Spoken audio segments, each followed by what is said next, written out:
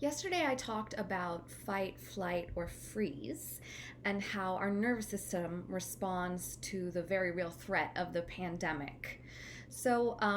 I know some people have actually a default reaction, a way of coping that is most natural. I tend to personally go into flight mode or panic mode as sort of my first line of defense. Um, and I've also noticed that I tend to feel more anxious in the evening since the pandemic started. So, one of the biggest adjustments that I made, and it took me some time to realize this, but I used to be very much a night owl and do most of my composing from 10 p.m. to 2 in the morning. And I can kind of get into this place where I just go and I end up, staying up very late. And this is especially as I'm sort of nearing the end of the piece.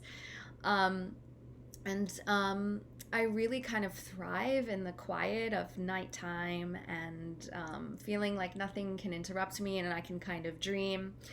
And that state became virtually impossible to access once the pandemic happened. And I really just wanted to be with my partner, Zach, in the evening and relax and unwind.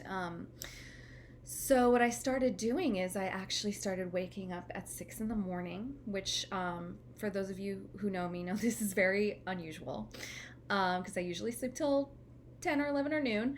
But I started getting up at 6 and I just felt really safe in the morning. And this was something I hadn't experienced before. So this was an adaptation I made. I basically flipped my whole schedule on its head so that I could access that kind of dream space that I really needed. And then when the flight, the panic started to kick in as the day progressed and I started reading the news and hearing from people, by the time the evening came, I had time with my creative work. And so I was able to kind of relax and not give in to that panic as much. So that's just one example of a way that I've adapted. Many things you can do to help calm your nervous system.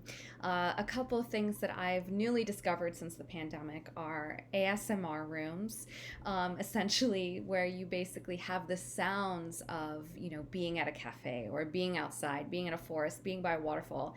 And I have these kind of sounds playing just to kind of trick my mind into thinking that I'm elsewhere. I have a small fountain in my studio. I play with different candles and smells. Warm baths, laying in a hammock, all of these things really kind of just tell your nervous system that everything's okay. And I think really spending conscious time getting back into a place of safety is important in terms of being able to return to your creative process and also to take care of your mental health. So I'm curious to hear if anyone wants to share what might work for them. Some of things that maybe worked for you before the pandemic might not be accessible anymore. And so we have to get creative. And thank you for listening.